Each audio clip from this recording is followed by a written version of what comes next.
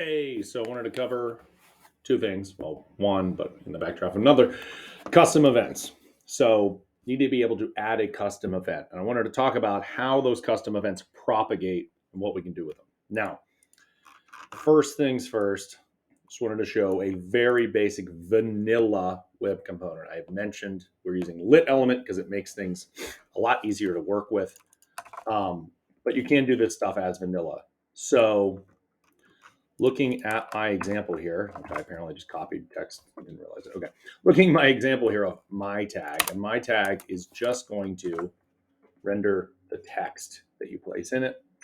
This is a vanilla web component. It's also running on CodePen just as static HTML. So check it out. I'll give the link out. But so you can see class my tag extends HTML element, meaning a custom tag.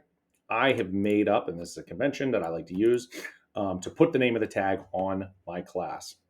Then in the defaults, I have this.text is either the value of text coming in initially, which is this attribute, or just some blue text, right? So it has a fallback. Then we've got to manually create a template tag and manually attach a shadow root. These are things lit elements doing for us. Then we need to render, and render, look down at what render does, empties the shadow root, places HTML inside of it, and then appends a clone of a template into that HTML, which when it runs this.html, we can see get HTML, and it returns this area. So in order to process changes statefully, we have to observe attributes being changed. So I'm observing text. If I take text off of there, there's no binding between, there's no ability to do this even. If I do this.text equals stuff, actually I should make it something else, things, and then I took these out, I would not be able to change that, the text value in any way. Even right now, it's not re-rendering when text changes. So if I do down here console.log, right? And actually, let's console.log the new value, the console that it has. Right, we can see it goes from stuff to things, but it didn't re-render. And I'm only pointing this out because this is the low-level stuff that lit element is taking care of for us. So in lit element, in the example I showed you before, I've got the updated lifecycle hook, an event gets fired. You can fire events wherever you want. So I'm going to fire an event on render in this case. So I'm going to do this dot dispatch event new custom event, and I'm going to name this my tag has re-rendered. You name it whatever you want. The custom event has certain properties on it, so it's going to have bubbles true, compose true, and we're going to have detail, and detail is going to just be value equals true to imply that this has re-rendered. Another thing you might see people do is, and target comes along for the ride. So actually I won't even do that, but we'll be able to gather what re-rendered even if we have multiples of these. So instead of value true, let's just send this.text. So we'll know what the value of text is at that instant that we're firing this. All right, and then I've got a third enclosure on there, right? So when we render, we're just firing this, my tag has re-rendered. I can name a custom event, whatever I want. I can put it wherever I want in the process of things. But I need to listen for this custom event. So I'm going to collapse all that away, right? And now, whenever we run, actually, you know, let's look at that real quick. Whenever we run render, which isn't very often, right? It's only in these two places, we'll get text updated. Now, what I probably should do is, in this instance, I should do this.render. And this is not exactly what lit's doing, but it's pretty similar. So I can save that. And now if I inspect and we set text to things, right? Text generates an attribute has changed. that runs this code, which runs render, which then is going to make this occur. Okay. Now, let's make a very simple button here. New button. And button is going to be change name, right? Button. Now, let's apply an event listener on there. Document dot query selector button dot add event listener click, and when we click, we're going to do something. And the something we're going to do is document.query selector. Let's look for things that have text from different selector. So an attribute of text, and on that we're going to set text to equal. Right. So now when I click the button, I get an error that reference L is not defined. Fun. Add event listener argument 2 required, but only 1 present. Did I not close this correctly? It would appear I closed it correctly.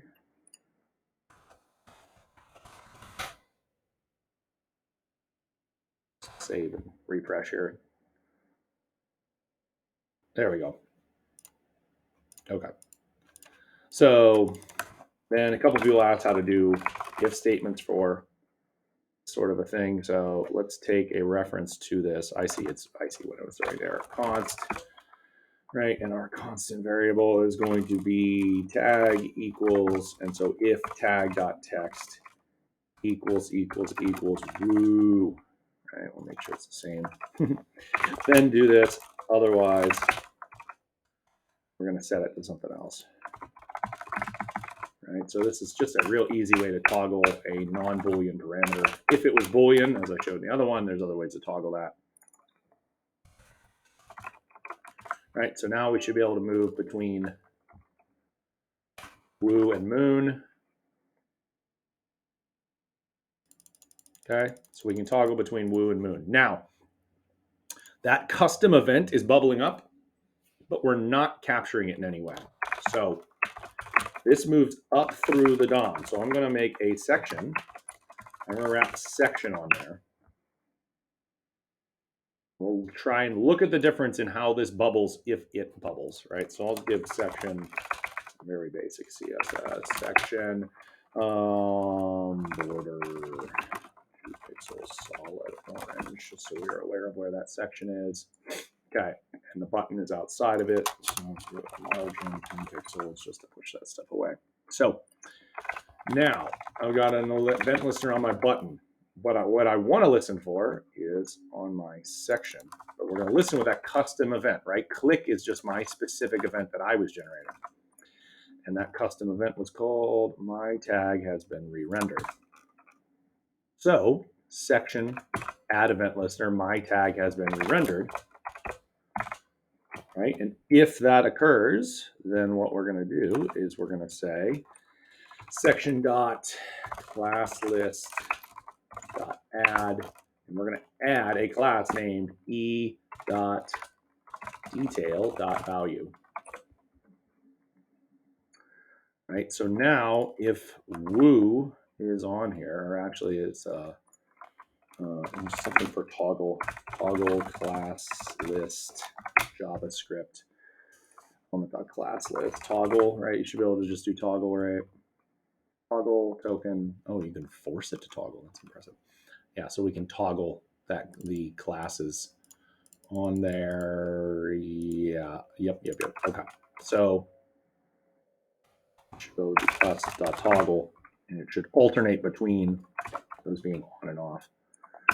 So now let's do section before content attribute PTR, sorry, class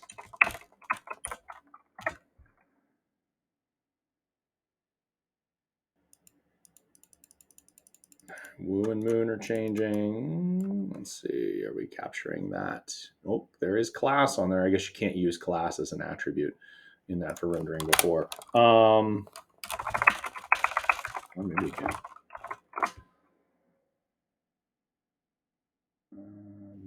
Section. Nope, that's a weird way of attempting to apply this anyway. Let's not do exclamation points. Let's do moon, right? And then the idea is section dot moon equals background color yellow. Section dot woo blue. And so now I should get toggling if it's getting that event, right? And it kind of toggles weird in this case because if we look at the toggling, right, text is moon, right? So this event is going to bubble up. It's hard to show with these silly little. But now when I've toggled one, right, class is woo, and now class is woo and moon, and now it toggles off. So that's why it's kind of alternating in this bizarre way.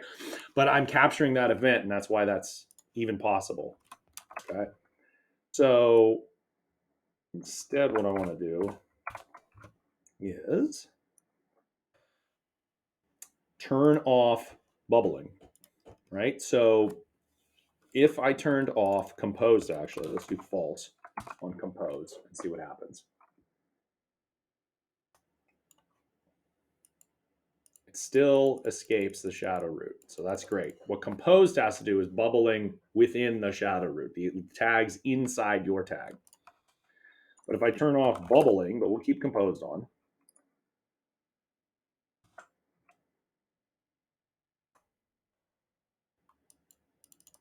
there's no more bubbling. Now, the button is doing the toggling of just basically forcing it to re-render because the name changes, but the event is no longer propagating up. All right, so bubbles is very important for that to make its way up here. I could also, when I'm doing my event listener, right, my tag has rendered, we've got query section here. I could do window and do a window event listener for this.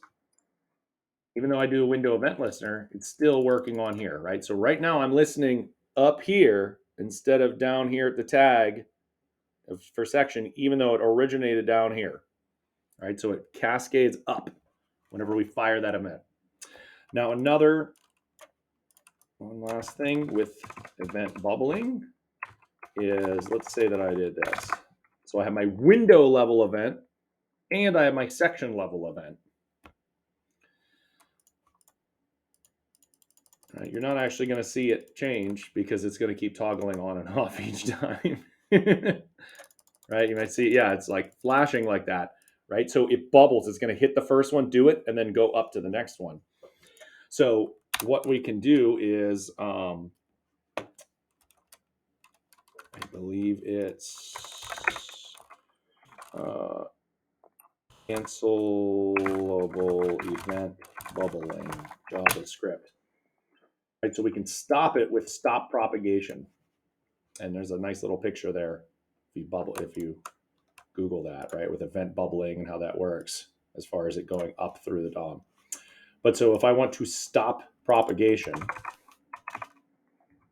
and this works everywhere, as we see, there's also stop immediate propagation, there's prevent default, which has to do with like click events and things that are built in. But I can tell this e.stop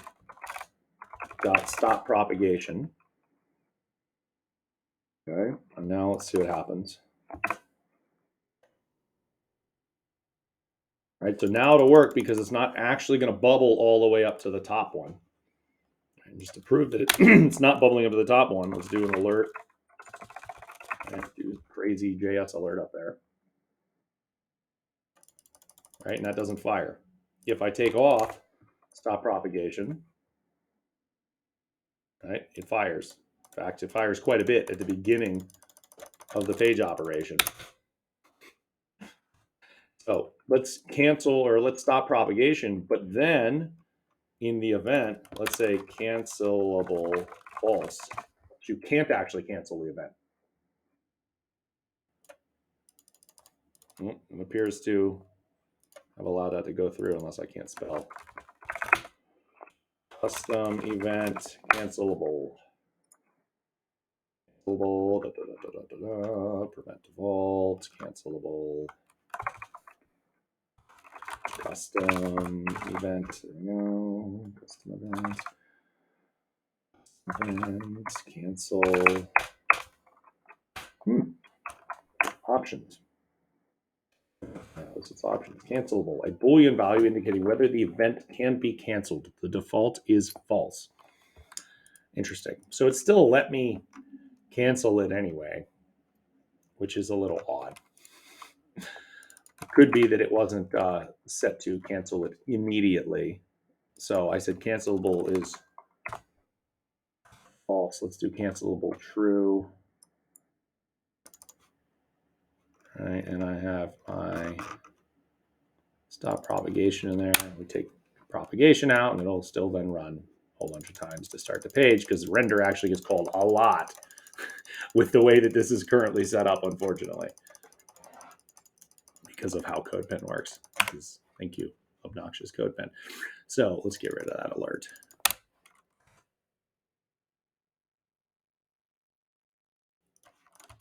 All right. So, have any questions about the event propagation aspect of this project?